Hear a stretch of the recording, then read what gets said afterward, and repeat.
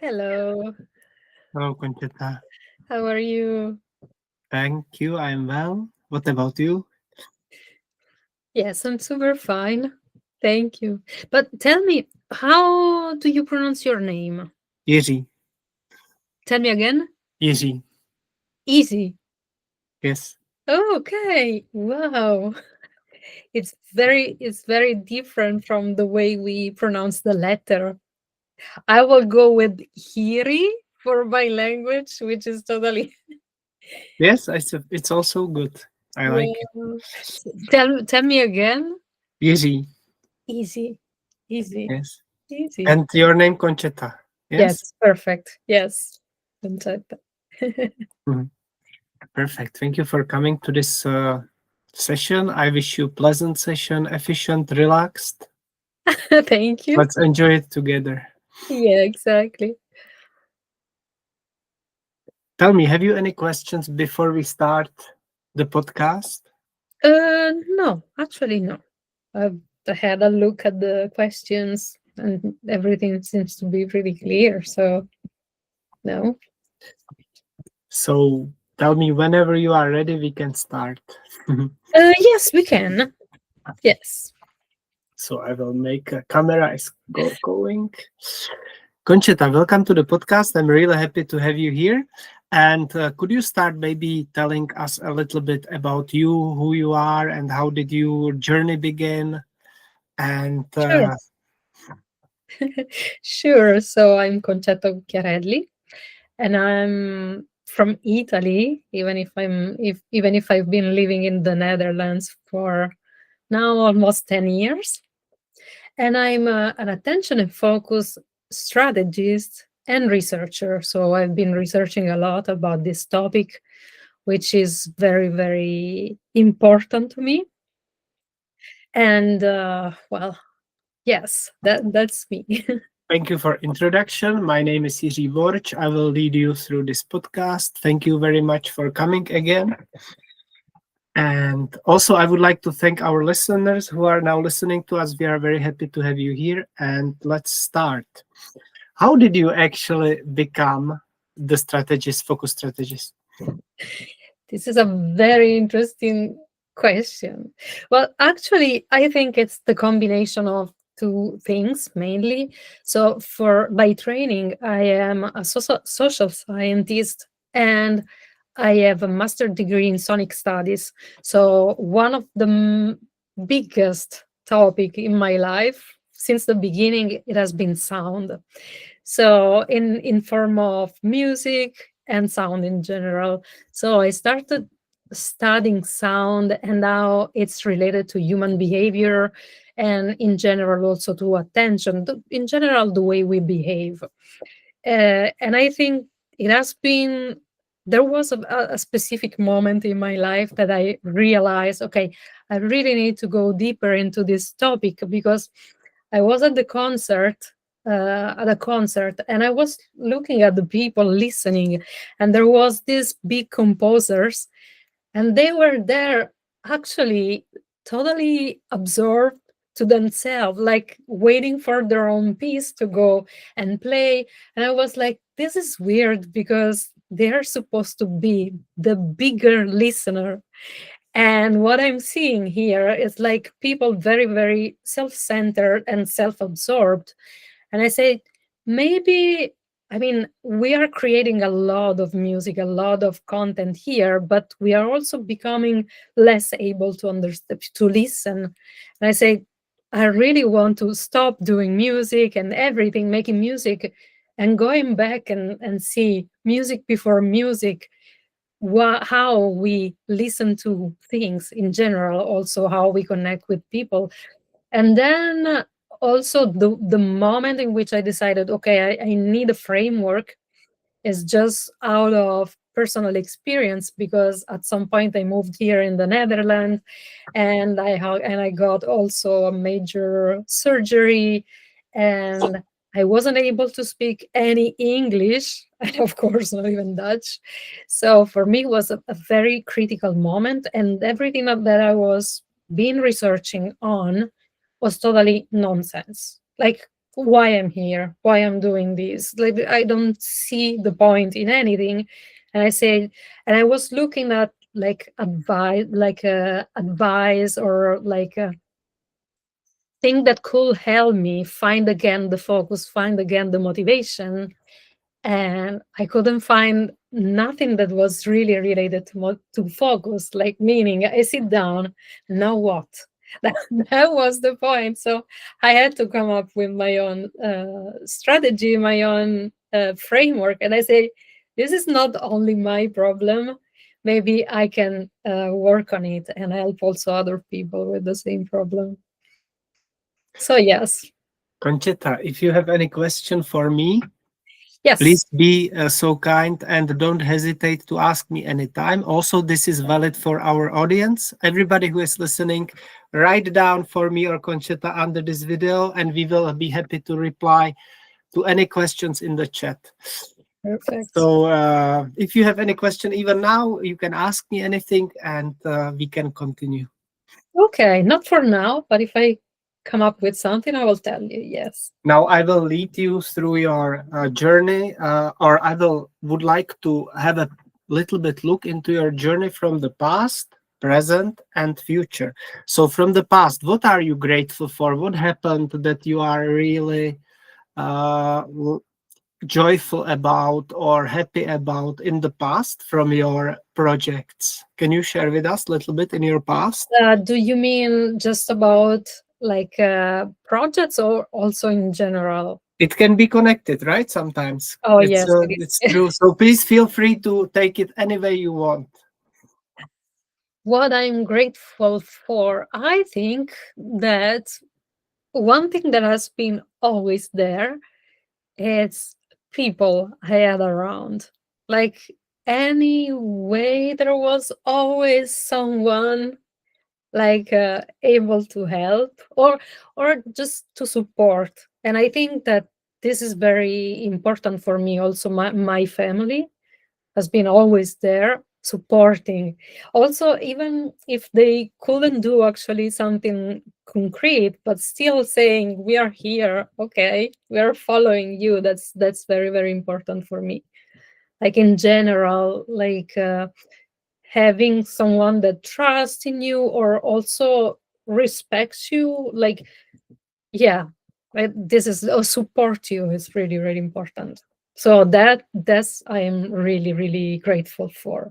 And before you come up with more examples, I would like to mention your workshop or webinar, which I attended before 2 weeks.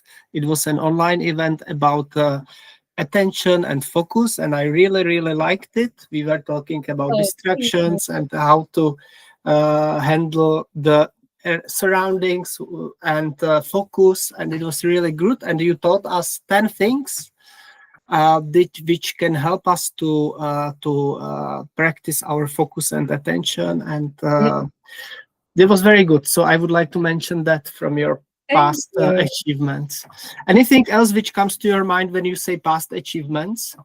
Past achievements, well, everything actually. I've been so there's been also a very nice moment in which, well, actually when I started learning and studying the relationship between focus and behavior. So I managed to build this interactive interface, and it was a huge, huge work, like 27-meter squares of an interactive wooden floor. And again, that would have been possible without people helping me. First of all, my dad.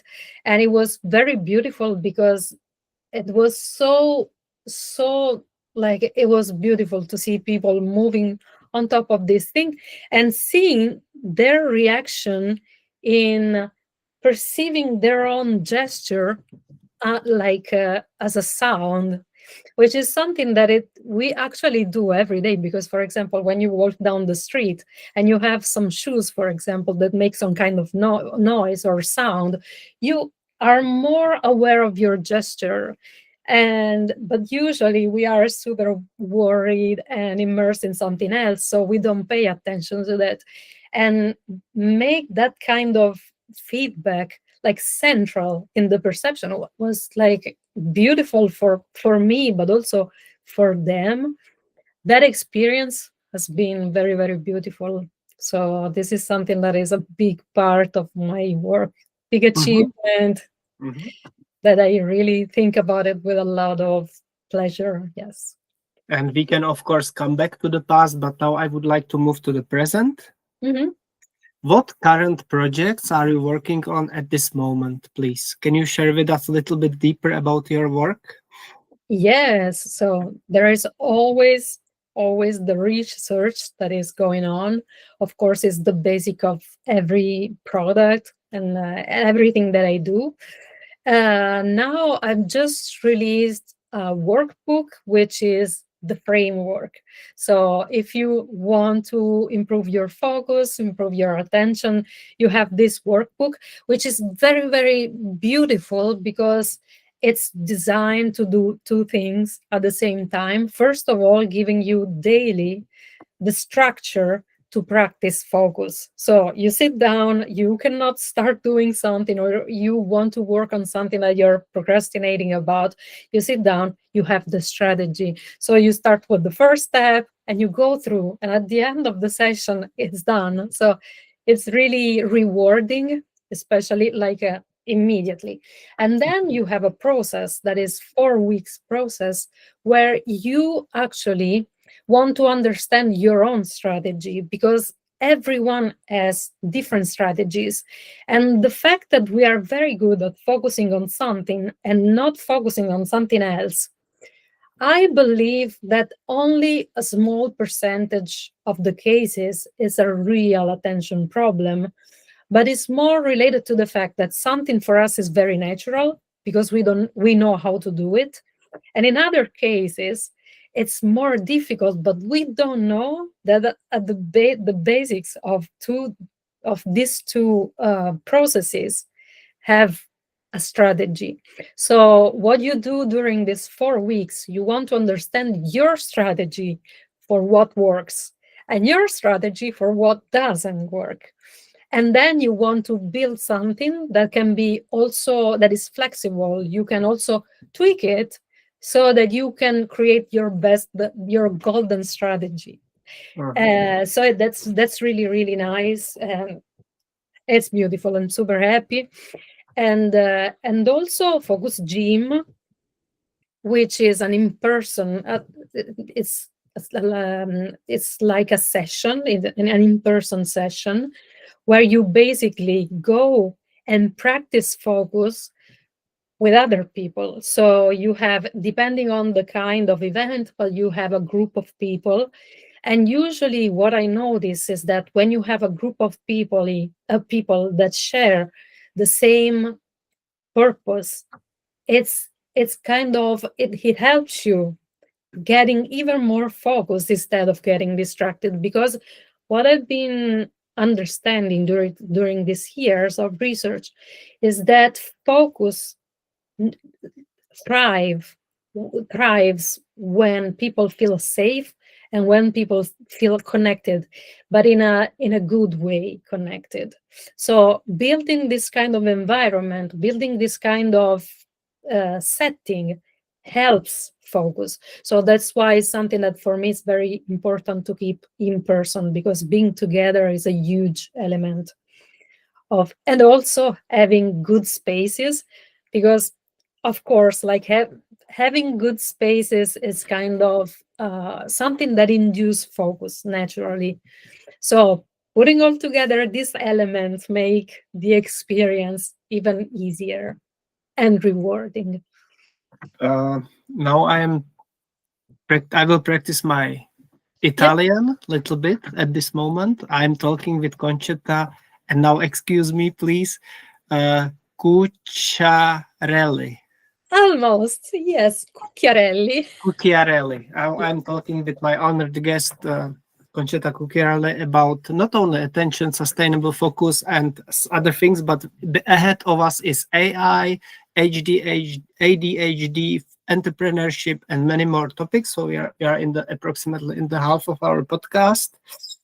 Thank you for being here, and let's go on. At this moment, have you any questions for me about anything? Um, no, no. So let's continue. So um, also, please feel free after we record this video, feel free to put some contact details where people can reach you if they are Mhm. interested in anything you are doing, so that people can Perfect. reach out to you and contact you. Perfect. Yes. Um, I have before this interview, I have tried to ask the chat GPT what to ask you, and he came up or she came up with this question, which was very interesting for me. I will read it. Um, how has the digital or AI era changed the way our brains handle attention? Would you care or would you try to answer this? I will read it again. How has the digital or AI era changed the way our brains handle attention? What is your opinion about this question? Um, so it's a very, very complex question, and it has a lot of elements in it. For sure, one thing that is kind of that is relevant is that AI has multiplied the information available, and is not always good information or useful information.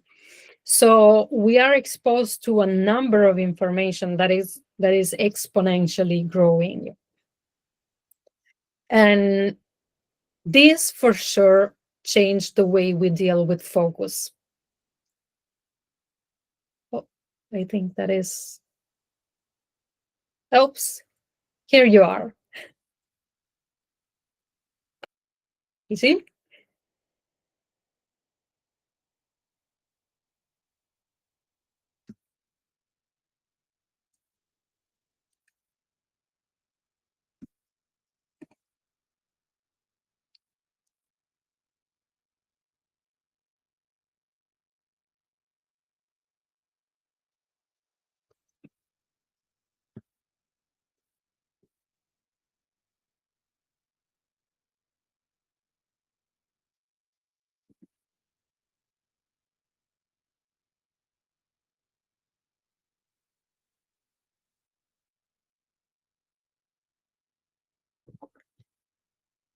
You see?